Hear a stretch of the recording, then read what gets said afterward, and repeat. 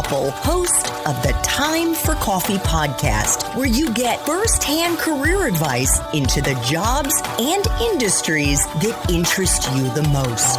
And before we start today's show, I have a quick favor to ask you. If you haven't already, I'd be incredibly grateful if you give us a rating and a review on iTunes. And if you're like me, you need to do it now because you'll forget later and because it's the best way to help others who may be in search of career advice to find this free resource. So press pause if you haven't done it and do it right now. I'll wait. Thanks so much and enjoy today's show. Hey there, Java Junkies. Welcome to another K-Cup mini episode of Time for Coffee. By the way, K-Cups come in 3 sizes, single, double, and triple shots, or roughly 1 minute, 5 minutes, or 10 minutes in length. So if you don't have time to throw back an entire caffeinated career conversation, these K-Cup mini episodes of T4C can give you a quick caffeinated fix, whether you're on the go or you only have a few minutes to binge. So grab your mug and take a chug, because it's time for a caffeinated career triple shot K-Cup with my guest, Glenn Leibowitz. For those of you who may not be familiar with what a management consulting firm is, Glenn's next move, he had another job in between there, but he ended up at the company where he is now 24 years ago, McKinsey and Company, one of the world's largest management consulting companies. What does McKinsey do, Glenn? What is it? Just a very quick synopsis. Right. Just very simply put, we're a global management consulting firm. We have a presence around the world. And what we do, in essence, is that we help mostly very large companies and sometimes smaller companies substantially transform and improve their performance through strategy, operations, organizational change. And increasingly, it's all about digital technology. But essentially, we are counselors, advisors, consultants to senior managers.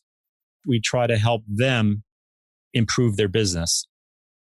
Excellent. So Glenn started at McKinsey 24 years ago as a senior associate. He actually went to graduate school. He got 2 graduate school degrees in between. He got his master's in East Asian Studies at Yale, and then he got his MBA at the Wharton School, and he studied finance. You were advising senior management of leading multinational and domestic companies in Asia there across a range of industries: banking, insurance, consumer electronics, and retail. But within 2 years of being on that job, your boss came to you one day and said, Glenn, I want to move you into a new role. And that was the beginning of your journey to becoming head of reputation and communications in McKinsey, which is what you're doing today. Can you share with our listeners, Glenn, the story about how and why you ended up pivoting from working with clients as a senior associate to tapping into your superpower, becoming McKinsey's content marketing innovator in Greater China? Now, thanks for that question. I've written a little bit about it on LinkedIn, and so I've shared a little bit about my story. But I think the people that I work with, some of the leaders that I work with, the partners that I work with, they saw it in me. They saw my talents. And I had someone, the head of the office, came to me one day, sat me down. He said, look, Glenn, you're a great communicator and you're a leader. And we need someone like you in this brand new role that doesn't really exist. So they actually created a role for me that didn't exist, not only in that office, but almost firm-wide at the time. This was a long time ago. This is 1999. And he gave me a couple of options. He said, look, you could continue as a consultant or you could try out this new role. And I almost instantly said, yes, of course, I want to try this new role, because he could see it in me.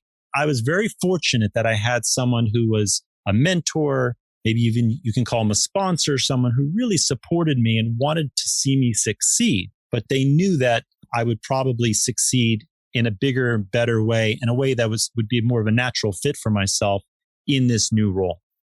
But I want to rewind the clock by a matter of weeks, because I did read that article on LinkedIn in which you talk about how you had a period of time while you were a senior associate when you were kind of twiddling your thumbs, waiting for your next assignment, your next client to be assigned to you. And instead of doing what some of us might have done, which would have been go to the beach, read some books, chill, watch some Netflix if it happened today, you started writing. Can you talk about what that was that you did in more detail? Sure. Exactly the way you describe it, you summarize it very, very well. But let me tell you what happened. I was literally waiting for my next assignment, and I kept calling the staffing professional who managed all of that regularly. I was being quite persistent. So, what will I work on next? And I didn't get a clear answer.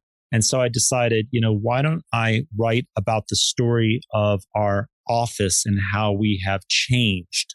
We actually initiated a whole strategic initiative to change the direction of our office in Taipei. And without going into too much detail on that, I was part of that team. I actually was on that team that helped, set the strategic direction for our Taipei office at McKinsey. This is many, many years ago. And I decided to write about it. And I sent it to the head of the office who was responsible for this initiative, and he loved it. And he, of course, had a lot of input, and we went back and forth on the draft. And, at that point, I never considered myself a writer or, a communications person at all. I just wrote this article, and it was intended entirely for an internal publication. It's never seen the light of day outside of our firm. It's locked away in a box in my archive in my library somewhere. But what happened was it became the cover story of our internal magazine globally. And so it sort of put McKinsey Taipei on the map internally. Again, this is purely an internal publication, internal communication. And the people that I work with appreciated that. And they saw a talent that I didn't even see in myself. And they said, hey, you're a pretty good writer. Why don't you do some more of it? We could use that. We need that. We need you in that role. So they created an entirely new role for me that I thought I knew it clicked with me. I knew that was it. Because for some reason, the consulting role, although I learned a lot, it was very intensive. It was like getting a second MBA, to be honest. It just didn't click and resonate with me at a deeper level the way this communication role did. I love that story for so many reasons, Glenn, because it perfectly aligns with what Dr. Howard Gardner, who is a Harvard developmental psychologist, wrote about 40 years ago. He basically lobbed a hand grenade in the middle of the sort of traditional psychological profession that saw the IQ test as being the only benchmark of intelligence. You take this test, here's the number, quantifies whether or not you're a genius, whether or not you're smart. And Gardner said, no, intelligence is something that has a much broader swath. And he came up with 8 different categories. And the other word that you could use for these intelligences are superpowers. They're things that come easily to us. They are gifts that we have naturally and often, like Glenn, dismiss because they come so easily to us. And I'll link to Dr. Gardner's 8 intelligences, but one, of course, is communications, both written and spoken. That is Glenn's, one of his superpowers. And Glenn actually has written a wonderful article on LinkedIn about finding your superpower. He doesn't talk about Dr. Gardner, but he talks about how you can find your superpower. And more importantly, what are the clues that our young listeners can use to find theirs?